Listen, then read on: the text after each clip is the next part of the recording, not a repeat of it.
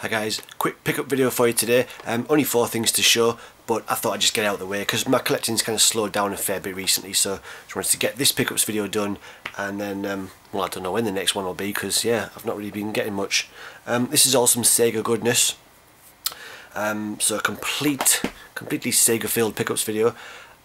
I should say, actually, just as a side note, I've just realised that my Mega Drive has been turned on for the last 4 days. 4 days. It could even be longer. Nothing blew up. Everything's fine. But I was quite shocked to see the little red light on when I looked. And it had WrestleMania in the top, and the last time I played that was with a friend, when a friend came round to visit. That was earlier in the week. Anyway, the first game to show you today, the least exciting of the bunch, is a Mega Drive game, and it is Wayne Gretzky's NHLPA All-Stars. Obviously an ice hockey game. I'm not a massive fan of the sport, but the game translates really well into video games. You know, as a video game, it works really well. Obviously, show the screenshots there in the back. Still can't edit footage into it because I still haven't figured out how to edit on a Mac. I really miss Sony Vegas. I'm even considering doing a partition on my hard drive, installing Windows just so I can have Sony Vegas, because that's so easy to use. These ones on the Mac probably are as well, but I just haven't had the time or inclination to teach myself how to do it. Yeah. This was £8 in total. 3 quid for the game, 5 quid delivered from Germany, I think. It's classed as one of the uncommon ones on the collector's website, and to be honest, that's what, you know, attracted me to it. I'm a sucker for an uncommon game, so they're quite fun to get hold of. Yeah, so I tick that one off the list. Wayne Gretzky's ice hockey. So yeah, I think I showed you the inside, but absolutely mint condition. You can see that. I don't know if it's even been played. Anyway, it will be by me. Right, next one, another Mega Drive game. This is out in the wild. This was from a shop called Gotham Games in Lincoln. I've been there before. In fact, I did a out in the wild video of it. I'll link that in the low bar if you want to see it. It's a great little shop, got an awesome retro collection. You know, indie store, love to support the indie stores. Their prices on the retro games, they fluctuate. I mean, they're another one of these stores that say they get their prices from online. And the guy was saying that to me when I was in there the other day. He was saying we get our prices from online. I says, well, you can't really trust online as a good source for pricing your games, because you get a lot of greedy people on there, a lot of ridiculous asking prices for games. And he said, no, but we go by completed listings. So obviously he's going on eBay, looking at completed listings, averages, and picking the prices that way. But even that, I said to him, is not a really reliable way of getting your prices, because if you have, you know, the context of a lot of greedy bastards selling games at daft prices, you're going to get people buying them at some of those prices anyway, because there doesn't seem to be any alternative. So even completed listings aren't really a great source of these games' worth, you know, from day to day anyway.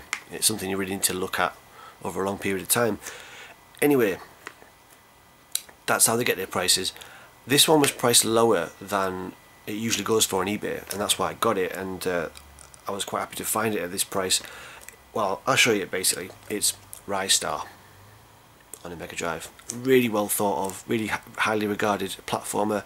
Came out towards the end of the system's life. This is in 1994. This little guy, if you don't know about Rise Star, it's a really colourful platformer. The screenshots are terrible on here. They really didn't do themselves any favours with the screenshots sometimes when they're making these boxes. Very blurry, but yeah. Really colourful game, really inventive in the way that you manipulate your surroundings. He's got really stretchy arms, and that lets him, you know, move around in interesting ways. Great platformer. Usually goes for around 15 quid. You know, with postage and packing as well, sometimes over. And it's steadily rising, it seems to be. I didn't want to pay over 10 quid for it, and that's what I got this for, so I picked it up. £10 for iStar is pretty decent in my book. I'm sure Tootie UK would have held out for a few quid less, but I don't get to as many awesome car boot sales as some of you guys, so £10's not bad for me for iStar. Really happy to have it in the collection finally. Right then, this is pretty special. This is a Japanese exclusive Mega Drive game. It's a game whose price does, you know, fluctuate quite a lot. I've seen it go for £100. I haven't seen it go for less than what I got it for. That's why I snapped this up. It was on a buy it now. It came to a total of £53 with, you know, including postage and packing, and it was packaged really well. Really happy to have this in the collection. This is a great game. I'm really surprised this didn't get a release in Europe or in America. Really surprised actually. The game is Pulseman. Pulseman. Yeah, awesome front cover. Look at that. That would probably go straight into my top 3 front covers of the video that I did a while back actually, if I'd had this at the time. I do a bit of a blue tonic because the side's pretty sweet as well. Pretty cool spine. The back's pretty cool too. Some screenshots there. As you can see, looks pretty similar to Sonic. In fact, he was probably concocted as some kind of answer to Sonic. You know, certainly capitalising on that kind of bright, colourful, speedy, cool character platformer type thing. And this guy called Pulseman, he's got sort of electric kind of powers that help him manipulate his environment. It's a really enjoyable game actually. I've only played the first couple of levels so far, but I'm really enjoying it. Immaculate condition. Absolutely brilliant. I just love these Japanese cartridges as well. I think they look so much cooler than the PAL cartridges. Yeah. And you don't get sticker peel as well because you haven't got that harsh edge like you do on PAL carts. It's a rounded edge, so it doesn't tend to peel quite as much. And of course the manual's just full colour as all the Japanese ones were.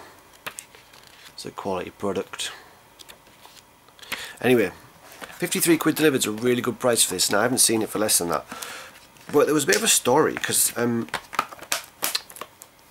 so I saw this auction on there and did the buy it now. Then the guy messaged me later saying, do you want to pay an extra £5 to have it registered, delivered? And I thought, you know what, I've got it for quite a cheap price, I'll do that. So I did actually go for the registered delivery. But at some point during that day, I saw that he'd actually relisted. It seemed like he'd relisted the item. It actually came up as relisted. Although he said it was a different copy of the game. Now, to have 2 copies of this, maybe you do. But he used the same pictures, and that's just not cricket. And I messaged to tell him, I said, you can't use the same pictures for, you know, different copies of the game. That's not fair. How do I know that I'm going to get the copy that was in the image that was in the auction that I won? And he said, don't worry, that is yours. Okay, kind of fine.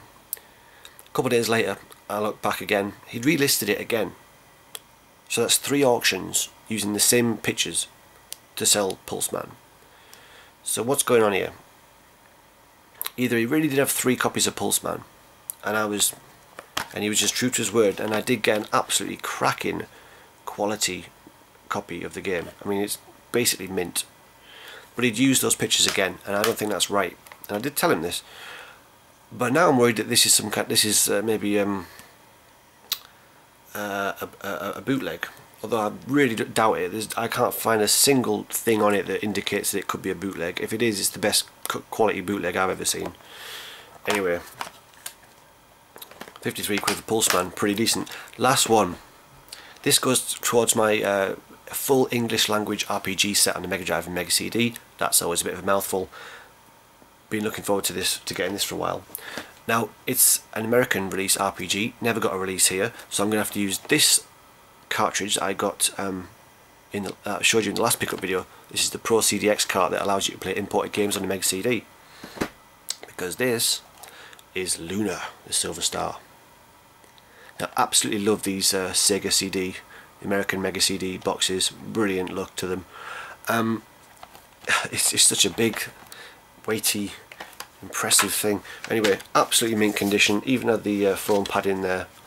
This is there's got to be at least 2 copies of this, versions rather, because I've seen that one version of this has silver looking writing lineage and a purple silver highlighted embossed kind of a bit there. I don't know what the difference is, probably just presentation, but really happy to get this. Looks like a great little RPG. Yep. And I got this for a total of I think 46 quid delivered from America, so that's a pretty decent price for this overall really. Doesn't come up too often obviously in European eBay because most people can't play it on their systems unless you have, you know, an imported system on one of these cartridges, which I do, so that's great. Luna the Silver Star. So that's it. I mean, that's my short Segarific pickups video. Hopefully I'll have some more videos in the works soon and some interesting stuff when I can figure out how to edit on a Mac. So yeah, alright guys, speak to you later, bye bye.